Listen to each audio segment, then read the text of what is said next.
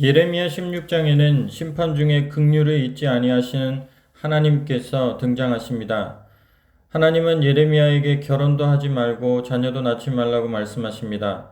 재앙의 날이 오면 모든 사람이 죽을 것이기 때문입니다. 심지어 매장하거나 애곡할 사람도 없어질 것이라고 말씀하십니다. 하나님의 심판이 얼마나 무서울지 상상해 보십시오. 이것은 오랜 시간 축적된 죄의 결과입니다. 선조들도 하나님을 버리고 다른 신들을 따라갔습니다. 그런데 이제 그들은 선조보다 더욱 악을 행하였습니다. 철저한 심판을 예고하신 후에 하나님은 한 줄기 희망을 말씀하십니다. 하나님께서 다시 그들의 땅으로 인도하여 들이실 것이라는 약속입니다.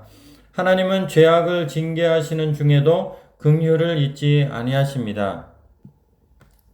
내게 임한 하나님의 메시지다. 예레미야야, 너는 결혼하지 마라. 이 땅에서 가정을 꾸리지 마라.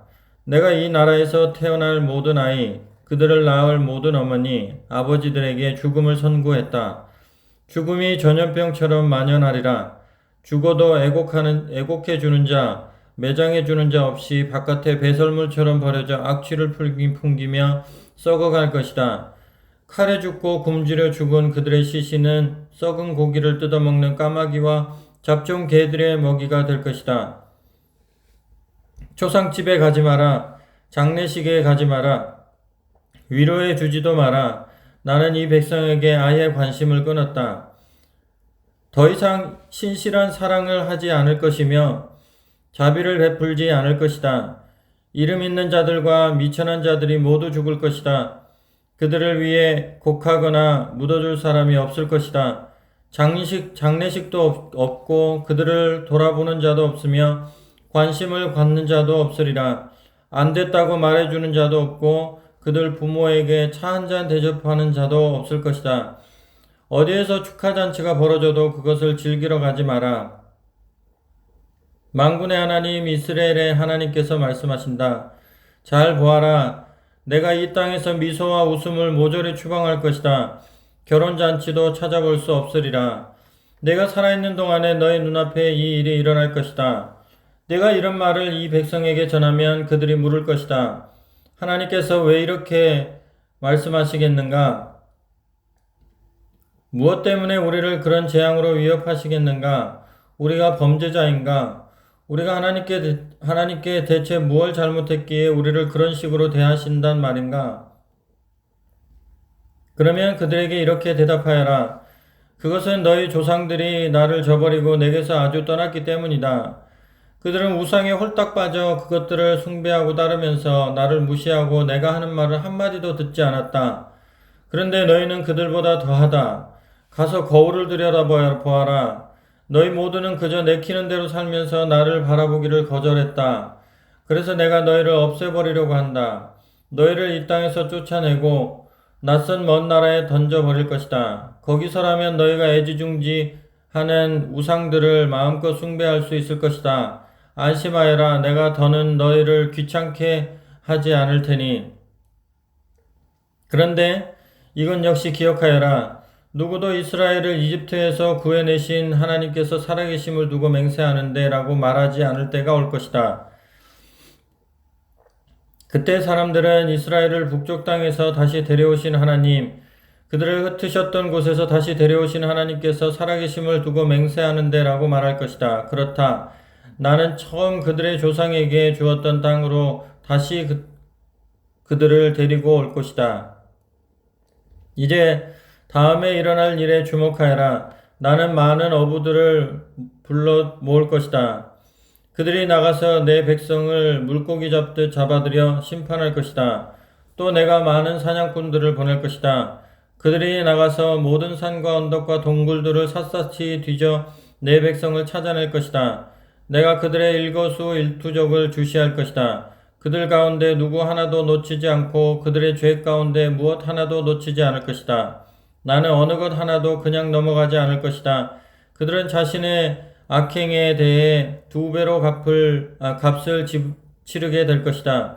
그들은 역겨운 우상들로 자기 삶을 더럽혔고 악취나는 쓰레기 우상들을 사방에 흩뿌려 이 땅을 엉망진창으로 만들었다. 환란이 닥칠 때 하나님은 내게 힘과 요새와 안전한 피난처가 되어 주신다. 하나님을 모르던 이방 민족들이 사방에서 모여들어 말할 것이다. 저희 조상들은 거짓과 쓸데없는 헛것을 믿고 살았습니다. 인생이 어찌 신을 만들어낼 수 있느냐? 그들이 만들어낸 것은 우상일 뿐이다. 잘 보아라. 내가 이제 이 아둔한 백성을 가르칠 것이다. 지금 당장 시작할 것이다. 그들에게 내가 누구인지 무슨 일을 행하는지 가르칠 것이다. 내 이름, 하나님, 곧 스스로 있는 자의 의미를 가르쳐 알게 할 것이다. 예레미야 17장은 안식일 규정을 강조합니다. 사람을 믿고 육신으로 그의 힘을 삼는 자는 망합니다. 반면에 여호와를 의지하고 의뢰하는 자는 복을 받습니다. 안타깝게도 당시 유다 사람들은 이 간단한 진리를 깨닫지 못했습니다. 그들의 불신은 안식일에 더 선명히 나타났습니다. 하나님은 안식일을 거룩히 하고 일을 쉴 것을 명령하셨지만 유다 사람들은 그렇게 하지 않았습니다. 안식일을 소중히 다루는 것은 하나님과 그의 말씀을 소중히 다루는 것입니다.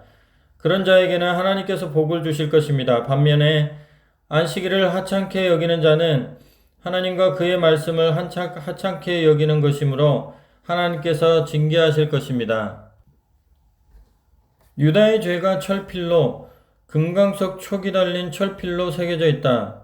화강암 같은 그들의 마음판에도 새겨져 있고 그들의 제단 돌 귀퉁이에도 새겨져 있다. 죄의 증거는 명백하다. 숯불이 우거진 곳마다 웬만한 언덕마다 서 있는 음란한 종교 재단과 산당이 그것들이다. 나는 너의 산들을 가판대 삼아 내가 가진 전부를 팔아치울 것이다. 너의 것 전부가 나라 전역에서 저지른 죄에 대한 배상물로 사용될 것이다. 너는 선물로 받은 땅, 내가 너에게 상속물로 준 땅을 잃게 될 것이다. 내가 너를 낯선 먼 땅에서 적들의 종이 되어 살게 할 것이다. 나의 노는 맹렬히 타오르는 불, 누구도 끌 수 없는 불이다. 하나님의 메시지다. 사람을 의지하고 자기 근력을 믿으며 하나님을 짐스럽게 여기는 자는 저주를 받으리라. 그는 뿌리가 잘려 굴러다니는 엉겅퀴와 같다. 그는 아무것도 자라지 못하는 땅에서 뿌리 없이 방향 없이 살아간다. 그러나 나 하나님을 의지하는 자, 언제나 하나님을 붙드는 자는 복이 있다. 그들은 에덴에 심긴 나무 같아서 강가에 깊이 뿌리를 내린다. 폭염을 만나도 걱정할 것 없고 잎사귀 하나 떨어지지 않는다. 가뭄에도 끄떡없고 철 따라 신선한 열매를 맺는다. 사람의 마음이란 형편없이 시커멓고 기만적이어서 아무도 풀 수 없는 퍼즐과 같다. 그러나 나 하나님은 사람의 마음을 탐색하고 그 생각을 살핀다. 나는 사람의 중심과 사태의 근원을 꿰뚫는다. 나는 사람의 겉모습이 아니라 그 실상을 본다. 사기쳐 돈을 모으는 자는 마치 속임수를 써서 다른 새의 둥지에 자기 알을 누이는 자고새와 같다. 알들이 부화하면 사기는 폭로된다. 이 얼마나 얼간이 같은 짓인가. 주의 성소는 처음부터 높이 자리 잡았습니다. 지극히 높은 영광의 보좌여, 오 하나님, 주님은 이스라엘의 희망이십니다. 주님을 등지는 자들은 바보입니다. 생수의 근원이신 하나님을 버리는 자들은 결국 아무 열매 없는 인생으로 허무하게 죽고 말 것입니다. 하나님, 다시 세워 주십시오. 저를 다시 일으켜 세워 주십시오. 주님은 저의 찬양이십니다. 그들이 제게 하는 소리를 들어보십시오. 그래, 하나님의 말씀이란 게 대체 어디 있지? 우리 눈으로 볼 수 있게 해줘 보시지. 그래도 저는 재앙이 나를 청하지 않았습니다. 환란이 닥치는 것을 바라지 않았습니다. 주께서는 제가 한 말을 다 아십니다. 주님 앞에는 모든 것이 공개되어 있기 때문입니다. 이제 더는 제게 괴로움을 주지 마십시오. 부디 한숨 돌릴 수 있게 해주십시오. 제가 아니라 이제 저를 괴롭히는 자들이 괴롭힘을 당하게 하십시오. 제가 아니라 그들이 수치를 당하게 하십시오. 그들에게 재앙의 날을 내려주십시오. 쾅 하고 벼락을 내려주십시오. 내게 임한 하나님의 메시지다. 가서 유다의 왕들이 출입하는 백성의 문에서 시작해 예루살렘 모든 문 앞에 서서 사람들에게 이렇게 전하여라. 너희 유다의 왕들아 들어라. 하나님의 메시지에 귀 기울여라. 이 문으로 출입하는 모든 백성들아 너희도 들어라. 이는 하나님의 메시지다. 살고 싶거든 안식일에 평일처럼 물건을 이리저리 운반하고 다니면서 그날을 더럽히지 않도록 주의하여라. 안식일을 이용해 평일처럼 장사하지 마라. 내가 너희 조상에게 명령했듯이 안식일을 거룩하게 지켜라.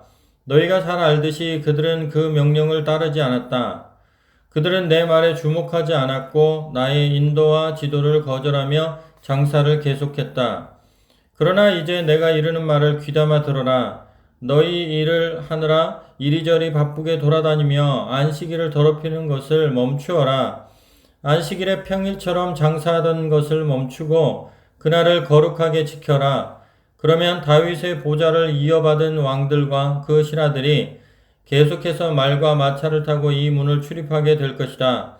유다의 백성과 예루살렘의 주민들도 계속 이 문으로 다니게 될 것이다. 예루살렘이 늘 사람들로 북적거릴 것이다. 유다 너머 사방에서, 베냐민 지방에서, 예루살렘 교회에서, 작은 언덕과 산과 사막들로부터 사람들이 몰려올 것이다. 그들이 온갖 종류의 예물, 곧 짐승과 곡식과 향료와 감사 예물을 들고 하나님의 성소에 들어와 경배를 드릴 것이다. 그러나 너희가 내 말을 거역하고 안식일을 거룩하게 지키지 않으면 안식일을 이용해 자기 사업을 하던 것과 분주하게 도성문을 드나들며 자기 일을 하던 것을 그치지 않으면 그때는 내가 이 문을 모두 불태우고 무너뜨릴 것이다. 아니 궁전과 도성 전체를 불태우고 허물어 버릴 것이다. 그 무엇으로도 끌 수 없는 불로 그렇게 할 것이다. 예레미야 18장은 토기장의 비유입니다. 하나님은 토기장의 비유를 통해 당신의 주권을 설명하십니다. 토기장이가 진흙을 자기 뜻대로 다루듯이 하나님은 만군을 당신의 뜻대로 다루실 수 있습니다. 악한 자들을 심판하실 수 있고 선한 자들에게 복 주실 수 있습니다. 그러므로 반역하고 간음한 이스라엘 백성을 징계하실 수 있습니다. 하나님의 심판 선언을 전달한 예레미야를 사람들이 죽이려고 합니다. 예레미야는 그들에게 유익한 말을 하였는데 그들은 예레미야를 구덩이에 던지려고 한 것입니다. 하나님께서 예레미야에게 말씀하셨다. 당장 일어나 토기장이의 집으로 가거라. 거기 도착하면 내게 할 말을 일러주겠다. 나는 토기장이 집에 갔고 마침 토기장이가 물레를 돌리며 일하고 있었다. 그런데 가만히 보니 토기장이는 자기가 만든 그릇이 마음에 들지 않으면 처음부터 다시 시작해 그 진흙으로 다른 그릇을 만들었다. 그때 하나님의 메시지가 내게 임했다. 이스라엘 백성들아, 내가 이 토기장이처럼 너희에게 할 수 없겠느냐? 이 토기장이를 잘 보아라. 나는 그가 자기 진흙을 다루는 방식으로 너희 이스라엘 백성을 다룬다. 나는 언제라도 어느 백성이나 어느 나라든 뿌리째 뽑아버리기로 결정할 수 있다. 그러나 그들이 악행을 회개하면 나는 생각을 바꾸어 그들과 다시 시작할 수 있다. 또 나는 언제든지 어느 백성이나 어느 나라든지 다시 심기로 결정할 수 있다. 그러나 그들이 내게 협력하지 않고 내 말을 듣지 않으면 생각을 바꾸어 그들에 대한 계획을 취소해 버릴 것이다. 그러니 유다 백성과 예루살렘 주민들에게 나의 이 메시지를 전하여라. 조심하여라. 지금 나는 너희에게 내릴 재앙을 준비하고 있다. 너희를 칠 계획을 세우고 있다. 재앙에 이르는 그 길에서 돌아서라. 바른 길로 가라. 하지만 그들은 이렇게 말할 것이다. 아니 왜? 어째서 우리가 그래야 하지? 우리는 지금껏 살아온 대로 살 거야. 재앙이야 오든 말든. 하나님의 메시지다. 주위에 물어보아라. 이방 민족들을 조사해 보아라.